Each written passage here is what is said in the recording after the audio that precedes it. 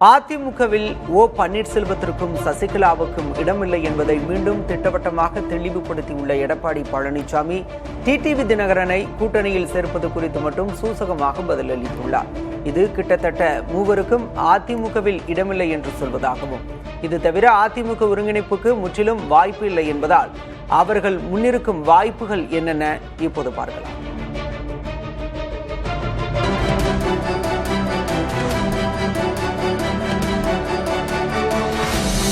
தமிழக அரசியலில் அடுத்தடுத்து சில முக்கிய திருப்பங்கள் அரங்கேறி வருகின்றன.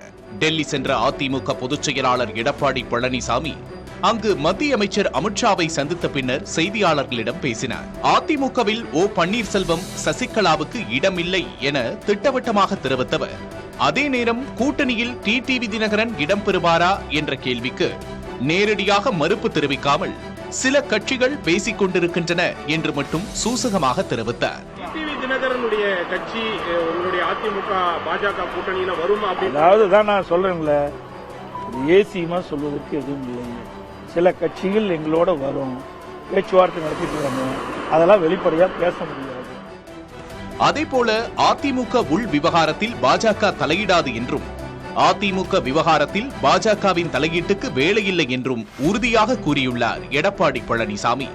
அதிமுக பாஜக இடையே கூட்டணி உறுதியாகும் போதே சென்னை ஐடிசி தனியார் விடுதியில் நடந்த அமித்ஷாவுடனான சந்திப்பில் இதனை தெளிவுபடுத்திவிட்டேன் என்பதை எடப்பாடி பழனிசாமி சுட்டிக்காட்டினார். முதல்ல எங்க கூட்டணி பேச்சுவார்த்தை அங்க நடந்தது. அப்பதான் மரியாதைக்குரிய உள்துறை அமைச்சரும் நானும் இணைந்து பேட்டி கொடுத்தோம். அப்பொழுதே சொல்லிட்டார், உள்கட்சி விவகாரத்தில் தலையிட மாட்டேன்ட்டாரு. அதப்படி தொடர்ந்து அப்படித்தான். இதனால் இனிமேல் ஓ பன்னீர்செல்வம், சசிகலா, டிடிவி தினகரன் ஆகியோரது முடிவு என்னவாக இருக்கும் என்ற கேள்வி எழுந்துள்ளது. அதிமுக ஒருங்கிணையும் எனும் மூவரின் கனவுக்கு பாஜக உதவும் என்றே இதுவரை அவர்கள் நம்பி வந்தனர்.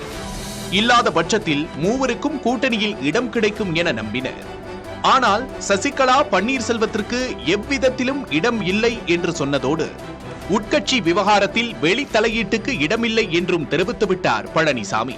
பன்னீர்செல்வம், சசிகலா போன்று தினகரனுக்கு அவர் முழு கதவையும் அடைக்கவில்லை என்றாலும் அவர்கள் இருவரும் இல்லாத சூழலில் தினகரன் மட்டும் கூட்டணியில் இணைவது கடினம் என்றும், அப்படி இணைந்தால் அவரது கட்சியினரே எதிர்ப்பார்கள் என்றும் கூறுகிறார்கள் அரசியல் விமர்சகர்கள்.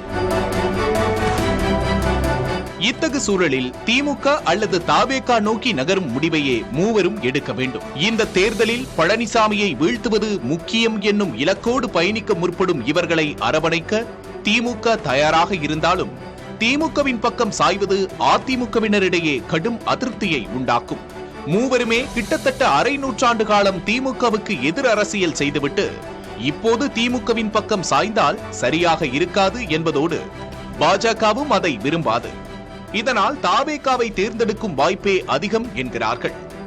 அப்படி தவேகாவில் சேராமல் கூட்டணியாக தவேகா பக்கம் நகரலாம் என கூறப்படுகிறது. சசிகலா தீவிர அரசியலில் இருக்க மாட்டார், ஆதரவு மட்டும் தெரிவிப்பார். பன்னீர்செல்வமும் தினகரனும் கூட்டணியில் இணைவார்கள் என்றும், செங்கோட்டையன் இதற்கு இணைப்பு பாலமாக செயல்படுவார் என்றும் கூறுகிறார்கள் விவரம் அறிந்தவர்கள். ஜனவரி 17ஆம் தேதி எம்ஜிஆரின் பிறந்த நாளில் இதற்கான அறிவிப்புகள் வெளியாகலாம் என்பதால் இதனையே சூசகமாக தை பிறந்தால் வழி பிறக்கும் என ஓ பன்னீர்செல்வம் கூறியுள்ளார் என்கிறது அரசியல் வட்டாரம்.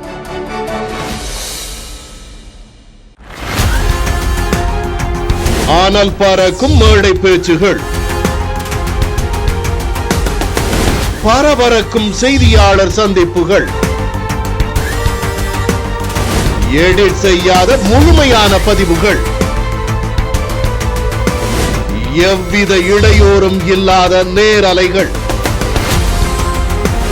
புதிய தலைமுறை டிஜிட்டலில் இருந்து புதிய படைப்பு PT Uncut.